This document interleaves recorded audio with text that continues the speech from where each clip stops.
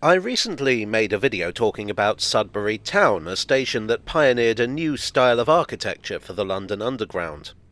Well, now I'm going to talk about Arnos Grove, the second station to be built in that style. And why not? Arnos Grove looks strikingly different to Sudbury Town, and the main reason for that is space. While Sudbury Town was a rebuild of an existing station surrounded by houses, Arnos Grove was entirely new. Arnos Grove is on the Piccadilly line, which began life as the Great Northern Piccadilly and Brompton Railway, but we'll just call it the Piccadilly line. I mean, everyone else did. When this line first opened in December 1906, it was forbidden by Act of Parliament to extend any further north than Finsbury Park.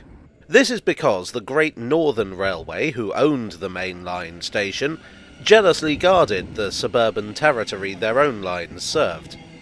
Unfortunately, while they could block the tube, they couldn't do much about the buses and trams, many of which were owned by the same people as the Piccadilly line, Underground Electric Railways of London, or UERL.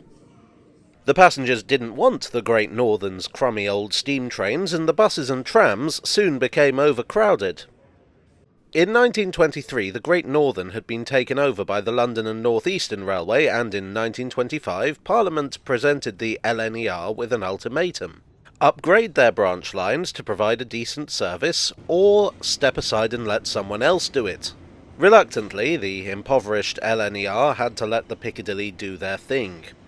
In 1929, Underground Electric Railways of London received a favourable government loan under the Development Loans and Guarantees Act, which was a scheme concocted to fund projects that would reduce unemployment. So, they had the permission, they had the money, and they had access to a huge and fairly empty area north of London. Now, Arnos Grove was not totally virgin land. There were several pockets of housing and even a gasworks. But really, it was a village compared to the suburb it would become. The site of the station was on the edge of one of these patches of housing, with fields on three sides. That meant that the station could be as large as UERL wanted. Charles Holden was the architect in charge of the new stations, and he believed in fitting his stations to the sites available. But here there were virtually no limits. Well, there was one, and it was dictated by events on the other side of London. Arnos Grove followed very closely behind Sudbury Town. In fact, Arnos Grove was being designed while Sudbury Town was being built. There were complications at Sudbury Town, most notably with the concrete roof. There were also complaints from above. Frank Pick, Holden's boss, wasn't very happy with the interior design of Sudbury Town. All of this would have an impact on Arnos Grove. Holden gave his new station an impressive round ticket hall, which he believed was the optimum shape for allowing the free flow of passengers, based on his experience designing Piccadilly Circus. This flow was one of the major considerations of the new stations, that passengers should be able to move quickly and easily around them. But as the problems with Sudbury Town reached the design office, a rethink was in order. Holden was far too busy to redesign Arnos Grove, and so handed the reworking over to one of his assistants, Charles Hutton, with his confusingly similar name. Hutton kept the basic shape, but it was what lay beneath that was changed.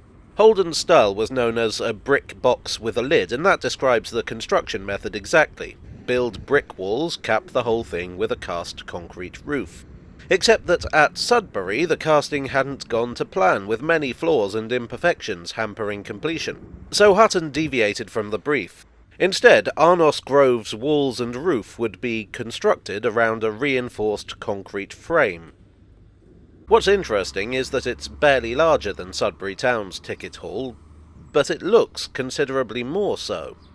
It includes a rather swish-looking circular perimeter, a contrast to the rectangular one seen at Sudbury. The brickwork was designed to have a traditional feel. These stations were meant to look strikingly modern, but not oppressively so. They were intended not to clash with their surroundings. With that in mind, the same hard-wearing Staffordshire brick was used both for the lower portion of the station and the bridge next to it. The platform buildings and footbridge were reinforced concrete. The canopies on the platform included glazed sections which, like the large windows in the ticket hall, were intended to give passengers the benefit of natural light, and, in the words of the architect's journal, to counteract the sense of depression so often experienced in railway stations. Speak for yourself, Ducky.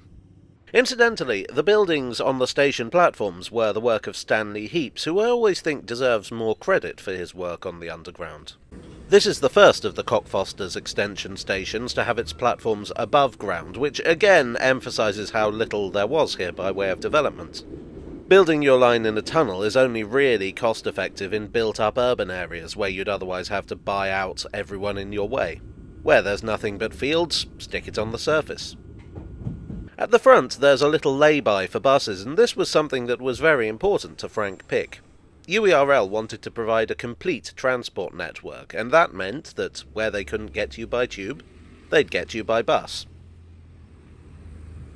Arnos Grove opened on the 19th of September 1932, having taken 6 months to go from initial drawing to opening, although I should point out that it wasn't totally complete at opening, just ready for service. At the time it was the terminus for the Piccadilly line, but from the 13th of March 1933 the service was extended to Oakwood. The station still has a terminating platform, which is why some trains still finish here. This extension of the service was actually rather earlier than originally planned in 1930. At the time there was almost nothing by way of housing beyond Arnos Grove, so the assumption was that they'd just run a shuttle between Arnos Grove and Cockfosters now and again. At least until traffic built up. Evidently they changed their mind, or they just had a renewed sense of optimism. While we're here, I should perhaps mention the name.